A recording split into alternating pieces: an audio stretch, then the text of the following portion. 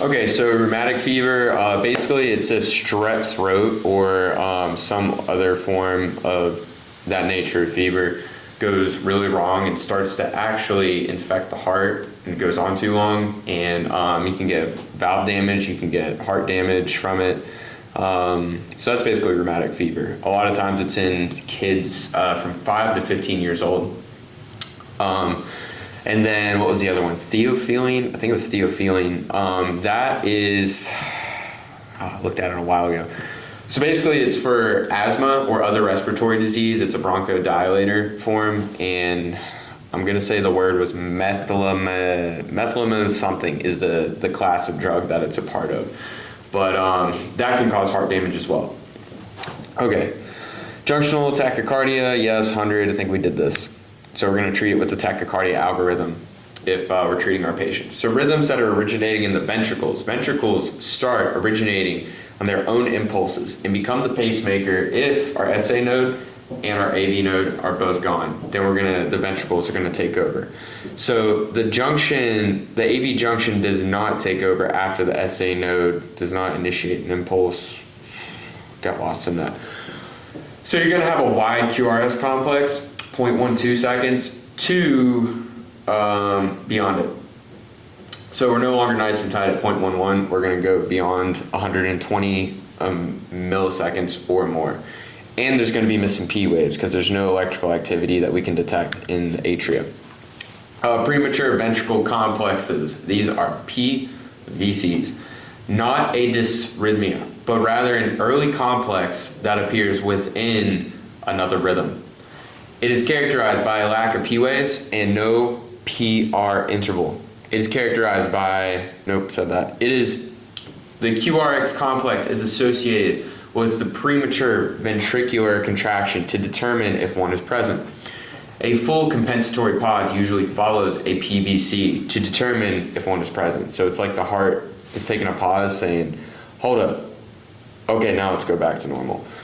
You can see it here. So we have a beat, compensatory pause.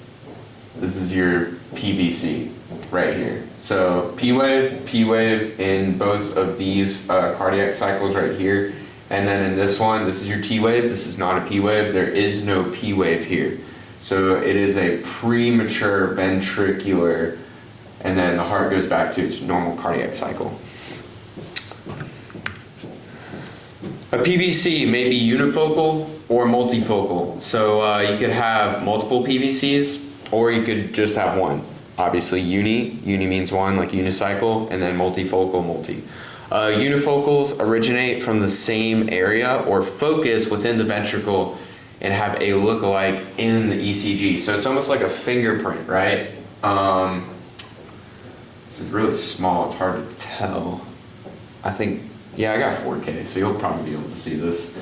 But you can see right here, it's terrible. So cardiac cycle, okay, PVC right here does like this little, it kind of has ST depression. Goes down, comes up, does a little thing, and then goes back to normal. Back to normal cardiac cycle, back to normal cardiac cycle. Okay, then it does something wacky right here. All right, normal cardiac cycle, and then there's a whole another one. It could look like this one, but this one dips really far down. So this is a lot more ST depression. So right now we have 3 different PVCs that are happening that look nothing like each other. And then we go here, yep, that looks different. I guess all of these are different. This one almost looks like this one actually, but they colored it different, so I guess they're not the same.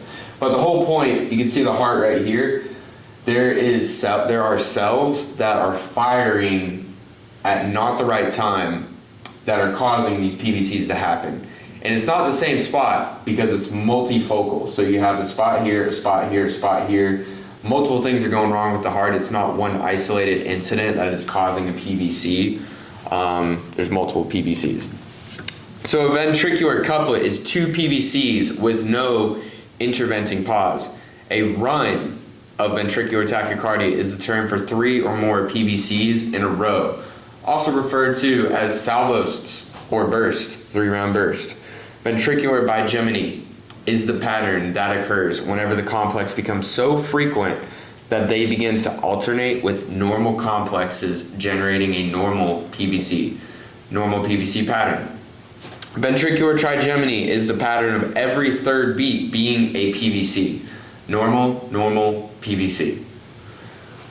Take a break and look at these real quick. Couplet. So this will be a couplet right here. So we have normal cardiac cycle, boom, this does this, boom, this does this.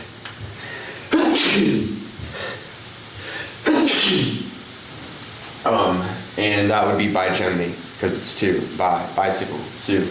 Normal cardiac cycle, normal cardiac cycle, normal cardiac cycle. And then we have this right here. This one's kind of all over the place. I don't even see, I guess this is no normal cardiac cycle. And then it dips, goes up, kind of normal, dips, goes up, sort of normal, dips, goes up. So this would be, I'm not even sure which that is. Couplet, two PVCs put together. So that's this, a couplet. 3 or more PVCs occur in a row. But these don't look, unless all of these are PVCs. I mean, okay, so QRS, this would be your T wave.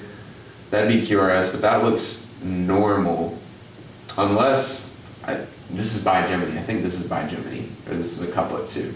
All right, PVCs that alternate with normal complexes. Trigeminy, the third beat is a PVC. So couplet, not bigeminy. I think this is bigeminy. So it's normal, and then it alternates, and then it's normal, and then it alternates, and then it's normal, and then it alternates. So I'm pretty sure that's bigeminy. Let's see if we have another example. I guess not. All right, idioventricular. All right, so idioventricular rhythms occur when the SA and the AV node fail, and the ventricles must pace the heart. So usually regular, with a little variation between your R to R intervals. There's no P wave, there's no PRI. It's very simple, very obvious to read, and also very insidious, because you know this is not going to last like this for long. The person is going to decompensate pretty fast. I want to say going into V tach, but we'll find out. No P wave, so no PRI interval. The rate of 20 to 40 beats per minute, because it's the ventricles, right? So AV intrinsic rate is 40 to 60, ventricles 20 to 40. With little variation between your R to R intervals. They're going to be the same for the most part. QRS complexes are longer than 0.12 seconds, no longer nice and tight. Agonal rhythm pattern created when the ventricular rate slows to 20 beats per minute, getting very close to cardiac arrest, or everything before that, but we're decompensating fast. May or may not be result in a palpable pulse. So this is electrical activity. Doesn't necessarily mean that if you feel the carotid, you're going to feel a pulse. Treatment, improving the cardiac output by increasing the rate and, if possible, treating the underlying cause. If there's a pulse, then we're going to treat the rhythm in accordance to our bradycardia algorithm. If there is no pulse, we just entered PEA, pulseless electrical activity. Patient is in cardiac arrest at this moment, and we adjust to epi-AMI. Accelerated idioventricular rhythm. This rhythm occurs when idioventricular rhythm exceeds 40 beats per minute, but remains less than 100 beats per minute. So the rhythm is regular with little variation between the RR intervals. P waves are absent. There is no PR interval. QRS complex is 0.12, no longer nice and tight, is now wide. And intrinsic rate of 40 to 100 may be observed during the first 12 hours of acute myocardial infarction or after reperfusion therapy. Do not suppress these rhythms with ventricular and antidysrhythmic agents. So we're not going to use antidysrhythmics, rhythm, and ventricular antidysrhythmic agents. VTAC, ventricular tachycardia. This is one of your bread and butter you need to know as far as rhythms, because this is a shockable rhythm. There's only a few that you can actually shock in the case of if you put on an AED or throw on pads, you know, that depending on whether someone is heart's beating too fast, if you have to cardiovert, or if you have to pace, or blah, blah, blah, this is like instantly just throw them on and let the machine do its thing and shock so we can get back to normal. So VTAC is one of them. The other one would be VFib. So VFib and VTAC are shockable rhythms that we throw the pads on.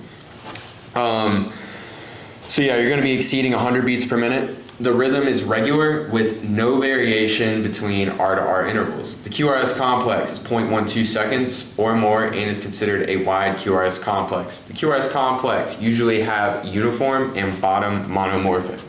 That's why it is it's easy to read because it's the same. We can identify this pattern as we go through. It's not scrambled eggs the entire way through. Occasionally, the QRS complex will vary in height in an alternating pattern, polymorphic ventricular tachycardia. A wide irregular tachycardia is present in about 25% of hospital cardiac arrests involving VT. The most common, torsades de pointes. It's almost like, I mean, it's very, again, like insidious, but also, okay, I am recording. I'll make sure my mic's on. It's like, you know how nature has its own form of like art and patterns, and I don't know, makes me think of what is it, the Fibonacci sequence or something like that. You know, it's like a natural wave, but now I mean it's like happening in the heart. Like it goes bigger, smaller. I think it's cool. If the patient is stable, well, I'll skip that. A wide irregular tachycardia is present in about 25% of out of hospital cardiac arrests. So yeah, if the patient is stable, emergency care should focus on the treatment and anti-dysrhythmic medication. If the patient is unstable, electrical therapy using synchronized cardioversion may be necessary. In case of torsades, we're going to give mag sulfate, and we'll go into the dosages later. VFib, this is your other, it's not VFib. VFib, this is your other shockable rhythm. So note this along with VTAC. So rhythm in which the entire heart is fibrillating without any discernible pattern. Everything is just firing all at once, like all at different points. It's not firing in a rhythm anymore, it's just going. Occurs whenever there's different cells become depolarized independently rather than from an SA node impulse. No P waves or PR intervals or QRS complexes. When fibrillatory waves are greater than 3 millimeters in amplitude, the dysrhythmia is called coarse VF. Fibrillatory waves are greater than 3 millimeters. So this is not, this is. So this is coarse VFib. So if we count these waves, well, we're not counting them, but we're measuring. You can see that your isoelectric line that would be somewhere in the middle dissecting this is, this is going to be more than 3 millimeters, so coarse. If fibrillatory waves are less than 3 millimeters amplitude, it's called fine. So just like sandpaper, you have coarse grit, you have fine grit. If it's fine, it's like 1,000 count, and then if it's coarse, it's like 100, 200. So it's a lot more coarse, rough. You can feel the sand, it's more distinct. Just like that. Defibrillation, effective for VFib, pulseless VT, VTAC, ventricular tachycardia, and it delivers a current that is powerful enough to depolarize all of the heart's component muscle cells. Automated external defibrillators, the AEDs, they have them in the gyms. That was what I first used when I was a lifeguard at Disney, and all other lifeguard stations have them as well. And then manual defibrillators. So if the old school ones that the doctors have, the monomorphic ones you see in the movies, you know, they slap the gel and clear manual defibrillators. AEDs and manual defibrillators deliver energy in waveforms. So there's monophasic waveforms that deliver energy through the heart from one defibrillating pad, starting here, to the other pad here, in a single direction. So electricity travels one direction. Then you have biphasic waveforms. Energy travels through the heart from one defibrillation pad to the other, and then reverses direction back to where it started, flowing through the heart from one pad to the other. To properly perform, skill drill. Then you have wearable cardioverter defibrillators. So these are ones, I think they call them life vests. Patients will literally wear vests that have them strapped to it for a worst case scenario. So designed for patient at risk of sudden cardiac death, but who are not in immediate candidates for therapy with an implantable cardioverter defibrillator. Examples: the life vest houses non-adhesive senses electrodes and separates defibrillating electrodes continuously, leads and records the patient's ECG, and up to 5 biphasic energy shocks can be delivered for a single event. So you get five lives. Asystole, flatline, cannot do nothing about this. It's not even, it's like very minuscule electrical activity happening, but honestly, this could be artifact too.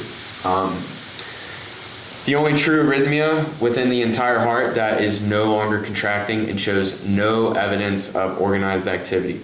Complete absence of ventricular activity, so the P waves may occasionally be seen, but with no QRS complexes or T waves.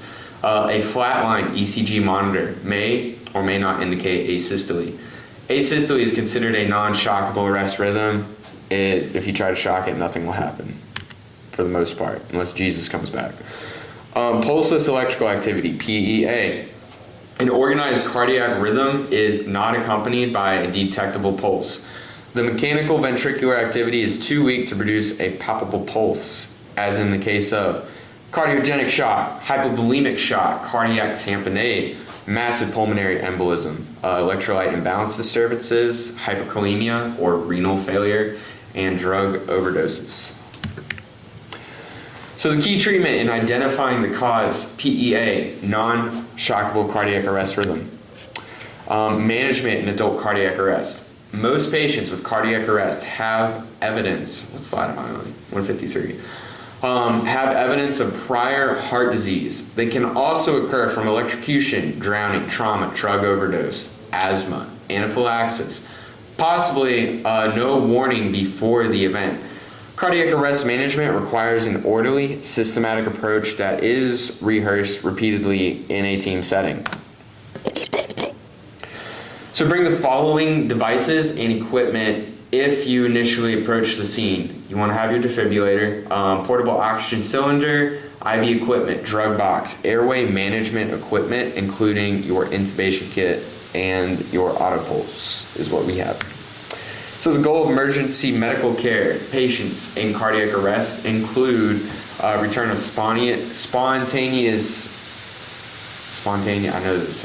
return of spontaneous circulation, that is ROSC, and the preservation of neurologic function. So begin emergency medical care immediately upon discovering pulselessness. Withholding CPR is considered appropriate when attempts to perform CPR would place the rescuer at risk.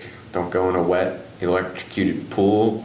Don't go where ammonium hydroxide trucks have tipped over if everybody's lying unconscious. There are no obvious clinical signs of irreversible death. A valid advance directive. If a physician orders for life-sustaining treatment form indicating that resuscitation is not desired, or a valid do not attempt to resuscitate order has been provided. So know what your DNRs look like, those little yellow sheets. If you're presented, then you're not going to do anything because that is what the patient wishes. Proceed with CPR as follows. If bystanders have delivered uninterrupted chest compressions before your arrival, or if the arrest is witnessed by EMS personnel, proceed with rhythm analysis. If compressions have not been provided, or if the arrest was not witnessed by EMS personnel, you're going to begin your chest compressions while a second rescuer sets up your AED or defibrillator and proceed with your rhythm analysis. So components of high-quality adult CPR include the following. You have chest compressions at a rate of 100 to 120 beats per minute.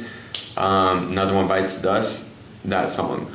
Compression of a chest to a depth of at least 2 inches. Full chest recoil after each compression. You want to make sure that the heart, it's like a sponge. You're squishing the sponge and it's inflating again. So that way the water comes out of the sponge, soaks it back up, That's what's happening in the heart, but with blood, and it's pumping the blood through the blood vessels.